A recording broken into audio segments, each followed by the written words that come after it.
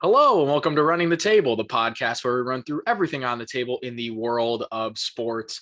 And game 5 has come and gone in the NBA Finals. And as we draw closer to the conclusion, a team is coming closer to winning. That team is the Golden State Warriors, as they now hold a Took 3 back the lead. over the Boston Celtics with a game 5 victory. So, Tim, are you ready to run through this game? Yeah, like you said, we're one step closer to seeing somebody walk away from this. So let's run it. Let's do it. So back in San Francisco, the Golden State Warriors take game 5 on their home floor by a score of 104-94. Simply put, this will be remembered as the Andrew Wiggins game, as Andrew Wiggins did everything for the Warriors. He was the leading scorer with 26 points. He was 12-23 from the field. He grabbed 13 boards, and he played lockdown defense on Jason Tatum all night. On a night where Steph Curry had a very off day. This is the first game in, oh goodness, like 200 or something. I believe it was 233 games straight he had with a three-point basket. Yeah, where Steph Curry did not hit a three. He had 16 points, and he was 0 for 9 from 3. Klay Thompson was reliable as ever in the game with 21 points and shooting 7 from 14 from the field. On the other side, Jason Tatum led the Celtics in points, 10 for 20 from the field, 27. Marcus Smart contributed 20 of his own, and Jaylen Brown contributed 18. So in a game 5 that was relatively back and forth until the Golden State Warriors once again pulled away in the fourth quarter, what can we see, Tim? I mean, we talk about a lot of things that end up getting repeated over and over, but I mean, it's not like broken records. Yeah, the same thing holds true in this game where the winner of the fourth quarter won the game, and that was the Golden State Warriors in this one. But I'd say the thing that stuck out to me the most was who put a lid on the basket for the three-point shot this game, because both teams, I mean, there was a reason that the score ended up being only 104-94. It's because both teams were not shooting the three ball very well. You had guys on both sides that did decently. Tatum 5 for 9 from 3, and Klay Thompson 5 for 11 from 3. But I mean, we talk about on the Warriors side, Steph going 0 for 9. Wiggins of his own, despite how well he shot, was 0 for 6 from 3. And the Warriors as a team were 22.5% from 3, and the Celtics weren't much better at 34.4%. But that 22.5% is very un-Warriors-like, because they are known for shooting the three ball. And of course, they've got guys all over the floor who could shoot the three ball. So that was a very interesting thing to look at it on its own. But the biggest thing that I think had an effect on the outcome of this game in comparison for both teams is bench productivity. If you look at the two benches in this game, the Celtics bench up until this game have been a pretty decently efficient one, headed mostly by Derek White, backup point guard. And he played 21 minutes in this game and had his first very poor performance overall, going 0 for 4 from the floor, 0 for 3 from the three-point line, and only really racking up. I mean, he had 3 assists, but only one point came from a free throw. Yes. And as a team as a whole, they only got 10 total bench points, and that was across 4 different scorers, 3, 3, 3, and 1. You take a look at the Warriors on the other hand, and he had his one measly shot in his 1 minute of playing time. But like I said, you look at the Warriors, and their bench really made a big difference in this game when the starters weren't shooting all that well, with Steph having his off night, with Wiggins not being able to hit from 3 very much. And Klay, if you look at the stat line as a whole, ended up pretty well, but he really wasn't doing much of anything until late third quarter and fourth quarter, when the Warriors offense finally started to wake up and they pulled away. But their bench in this game, I especially want to highlight the performance of Gary Payton II, because he, in 26 minutes off the bench, played a spectacular game. 6 for 8 shooting, 1 for 3 from 3.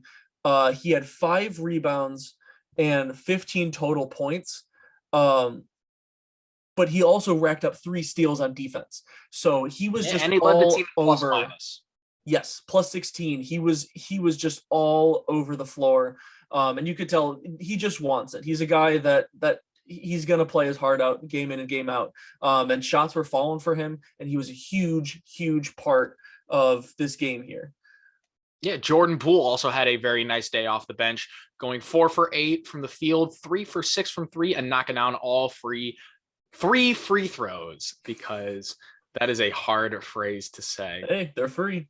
But yeah, Tim, you said it. The bench productivity for the Warriors certainly paid dividends in their win. As you can see, Peyton and Poole, 19 or 29 points rather between the two of them in an impressive showing. I also kind of want to highlight very quickly your Otto Porter experiment. They tried it again, and how did it go? It's just not working. It's just not working, and I really am waiting for them to finally pull the plug on it. And I wonder, and here's the thing. It's kind of like, okay, do you play based off of the individual performance of Otto Porter Jr. and whether or not you think he can give you more productivity off the bench? Or do you go by the overall outcome of the game? Because his last 2 games where he's played relatively poor, they've won both of them. So it's like, I guess if it ain't broke, don't fix it. But at the same time, you'd like him to have a better overall performance, which he's been doing off of the bench. But yeah, it's very interesting, and I'm very intrigued to see what Steve Kerr will do now that you've seen 2 games in a row like this, where it's proven that it wasn't necessarily the anomaly. Excuse me. And it's like, words okay, are tough tonight. It's one of those days. But one thing that I would like to point out that has been very interesting with this series so far, and especially highlighting the play of the Boston Celtics and their strengths and weaknesses that have gotten them to win and lose these games. If the Boston Celtics do not reach 100+ points, they will not win the game. That is what I have found. And a big part of that I think we've seen from the past 2, we talked about this a little bit in the last one, is the Warriors' ability to disrupt the Celtics more on defense than the Celtics are, I would say, typically used to. In this game, they had 18 turnovers.